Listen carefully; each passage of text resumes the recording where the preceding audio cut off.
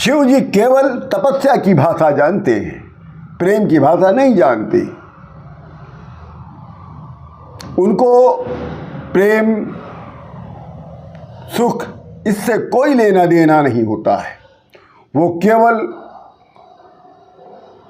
ध्यान, मुद्रा, तपस्या, इन सब चीज़ों में उनका मन लगता है।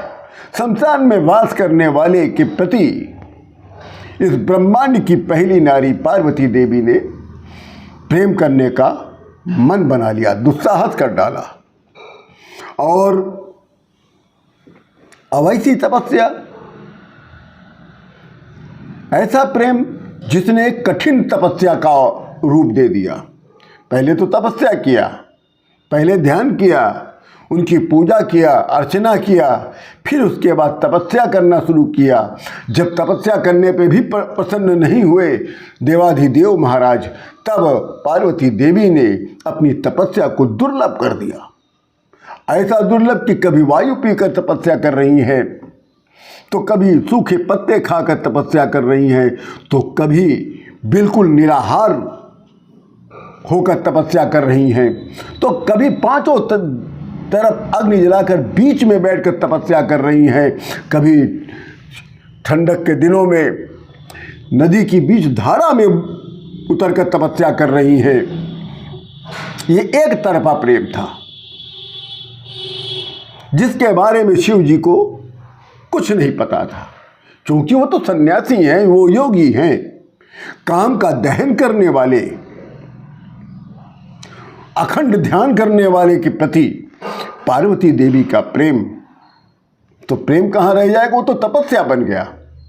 जो काम का दहन करता हो, जो जिसकी ध्यान मुद्रा अखंड हो, जहाँ कोई विचार, कोई क्रिया, कोई रूप प्रवेश नहीं कर सकती, उससे पार्वती देवी ने प्रेम कर डाला। किंतु प्रेम कैसा? ऐसा प्रेम जो तपस्या का बल, कितना अद्भुत, अपराजेय। पार्वती वहां प्रवेश कर जाती हैं जहां पर कोई नहीं प्रवेश कर सकता।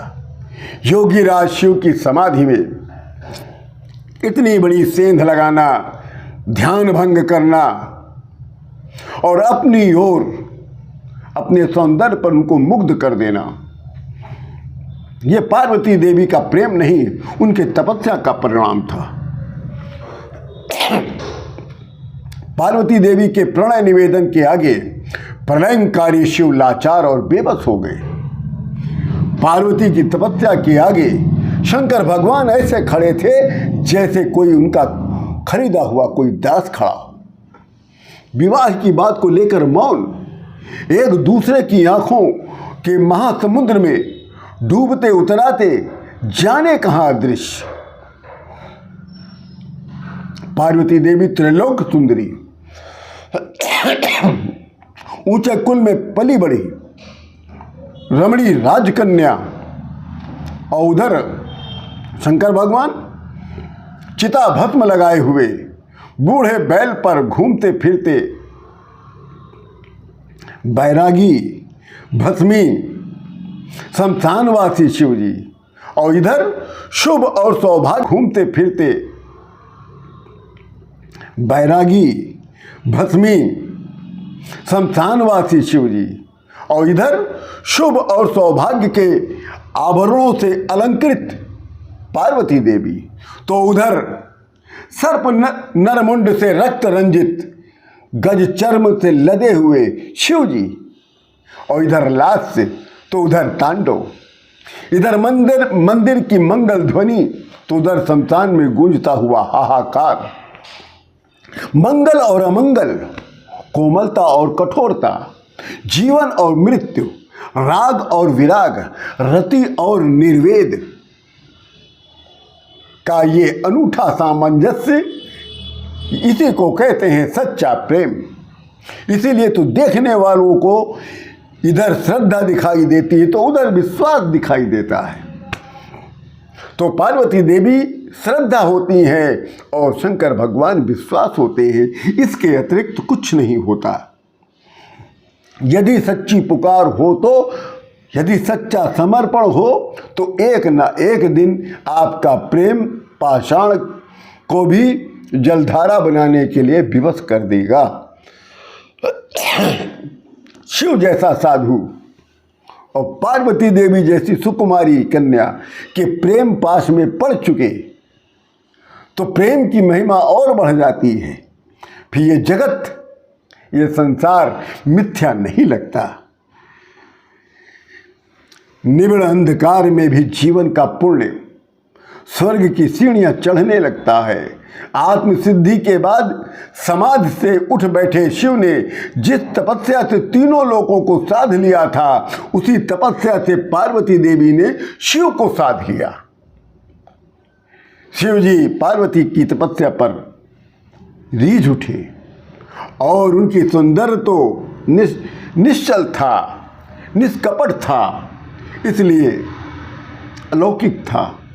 शिव के विराट स्वरूप में डूबकर पार्वती देवी ने संसार की नींव रखी थी।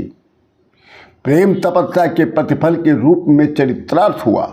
शमशान का वैराग्य प्रेम के सुंदर कानन वन में पहुंचकर बसंत का उत्सव बना दिया।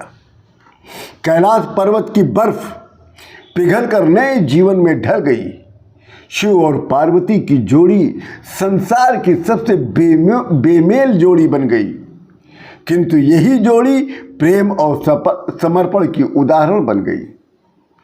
अंततः औषधि प्रस्थ में दोनों का विवाह हुआ और विधि पूर्वक लोकाचार से भी दोनों का विवाह संपन्न हुआ। वैराग्य का श्रृंगार होते हुए पहली बार देखा गया। वैराग्य का विवाह और वैराग्य का श्रृंगार ये पहली बार देखा गया। हिमवान और मैनाक ने अपनी पुत्री पार्वती का कन्यादान किया। देवता इस विलक्षण विवाह के साक्षी बने। हिमालय की बेटी विदा हुई। सुरभित अलंकारों से सजी हुई गौरी और प्रेम के कौतूहल से भरे हुए शिव रोमांच की तरंगों में उछालते उछालते गंधमान पर्वत पर पहुंच गए और रमणीय एकांत में कहीं जाकर वो लोग विलुप्त हो गए। यही है हमारी माता पार्वती और हमारे पिता परमेश्वर शिव जी के मिलन की गाथा। आप सभी को अयोध्या से मैं शिव योगी प्रमोद जी राम राम करता हूँ।